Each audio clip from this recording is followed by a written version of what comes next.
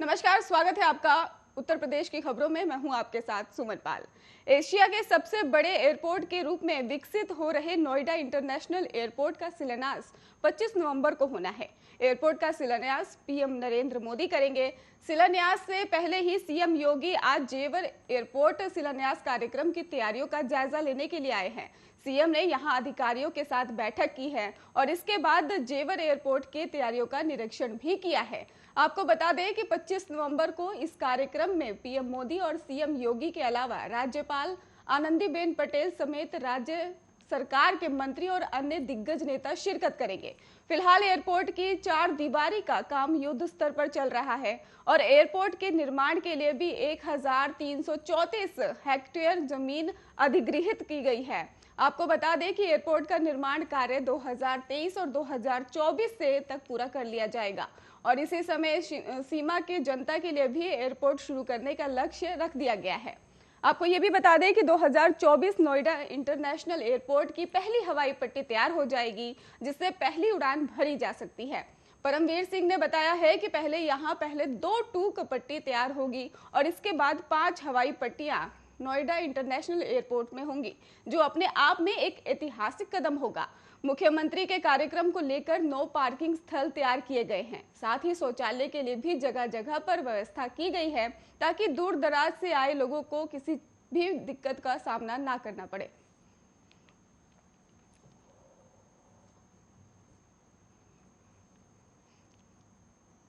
प्रधानमंत्री नरेंद्र मोदी ने हाल ही में 3 कृषि कानून को वापस लेने का फैसला किया है। एक तरफ जहां इनके इस ऐतिहासिक फैसले का पूरे देश ने किसानों ने स्वागत किया है, तो वहीं बीजेपी किसान मोर्चा आज ट्रैक्टर रैली निकालेंगे। तीनों कृषि कानून वापस लेने के बाद आज की ट्रैक्टर रैली को काफी दिलचस्प माना जा रहा है। आपको बता दें कि जानकारी तो ये भी है कि ये रैली दोपहर 12 बजे से बागवत जोड़ी में शुरू होकर तहसील में समाप्त होगी। रैली में सांसद डॉक्टर सत्यपाल सिंह और बीजेपी किसान मोर्चा प्रदेश उपाध्यक्ष और भारतीय किसान अनुसंधान केंद्र दिल्ली के डायरेक्टर राजकुमार शहरावत और मौजूद रहेंगे। और इसके साथ ही कहा जा रहा है कि किसानों को सरकार द्वारा संचालित योजनाओं की जानकारी देंगे।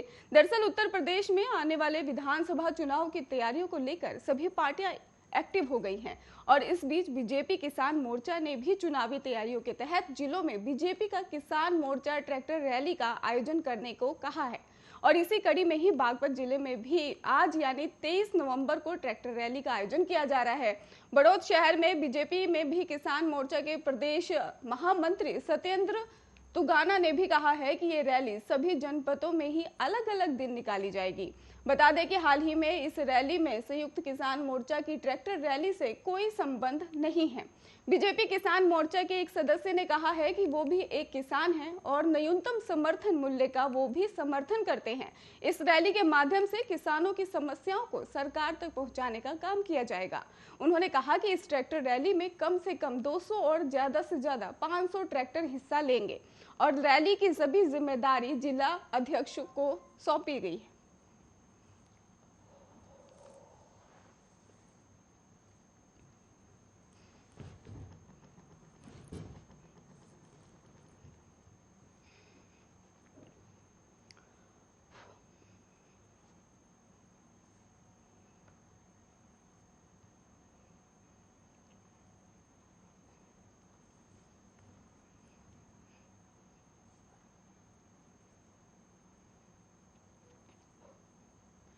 तीनों कृषि कानून की वापसी के बाद से ही अब केंद्रीय गृह राज्य मंत्री अजय मिश्रा टेनी की गिरफ्तारी पर तकरार शुरू हो गई है।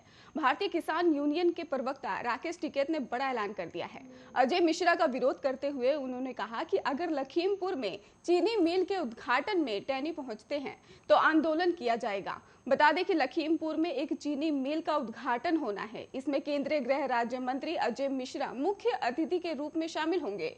चीनी मिल के प्रस्तावित उद्घाटन का जिक्र करते हुए राकेश टिकैत ने कहा, अगर टेनी चीनी मिल का उद्घाटन करने आते हैं तो उस चीनी मिल में कोई गन्ना नहीं लेकर जाएगा और इसके साथ ही उन्होंने कहा कि किसान गन्ना जिलाधिकारी के कार्यालय ले जाएंगे, चाहे उन्हें कितना भी नुकसान हो। इससे पहले राकेश टिकैत ने सोमवार को भी केंद्रीय गृह राज्य मंत्री अजय मिश्रा टेनी को लखीमपुर खीरी हिंसा में 4 किसानों की मौत के मामले में गिरफ्तार करने की मांग की थी और उनकी तुलना एक आतंकवादी से भी की थी। लखनऊ के इको गार्डन में भी आयोजित किसान महापंचायत को संबोधित करते हुए राकेश टिकैत ने कहा कि अगर कश्मीर के आतंकवादियों को आगरा जेल में बंद किया जा सकता है तो किसानों का हत्यारा भी आतंकवादी है और उसे भी आगरा जेल में जाना चाहिए।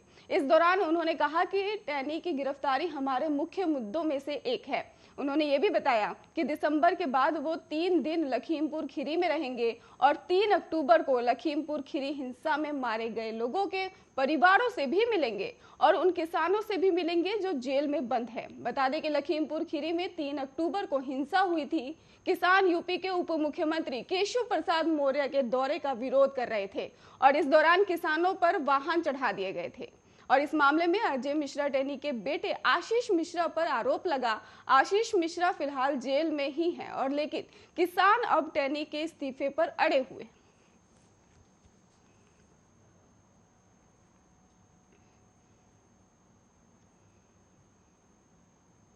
मुसलमानों के लिए नियम कायदे बनाने वाले ओवैसी को लेकर भी बोर्ड ने केंद्र सरकार को यह साफ कह दिया है कि उन्हें कॉमन सिविल कोड मंजूर नहीं है।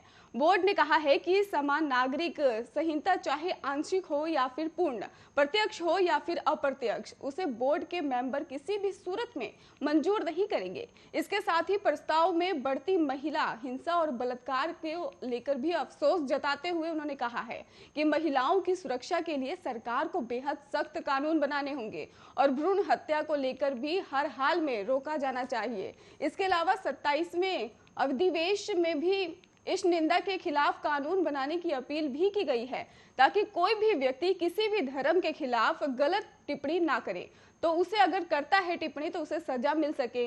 और साथ ही इसमें यह भी प्रस्ताव पारित किया गया है कि किसी भी धर्म की धार्मिक पुस्तक पर सरकार या कोई भी टिप्पणी ना करे। इसके अधिकार सिर्फ धर्म गुरुओं को ही दिया गया है।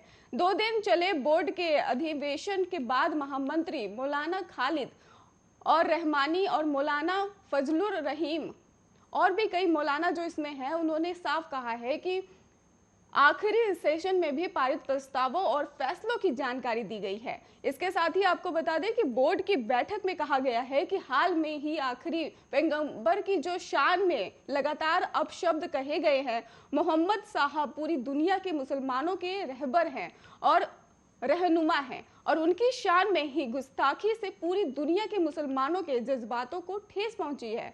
और इसके साथ ही कहा कि सरकार इस मामले पर कोई कार्रवाई नहीं कर रही, इसलिए बोर्ड ने सरकार से इसके लिए सख्त कानून बनाने की मांग की है। यहाँ सदस्यों ने यह भी कहा है कि जबरन धर्म परिवर्तन गलत है और इस्लाम जबरन धर्म परिवर्तन करने के खिलाफ है, लेकिन अपने धर्म की अच्छी बातें बताने पर संविधान में कोई रोक नहीं है।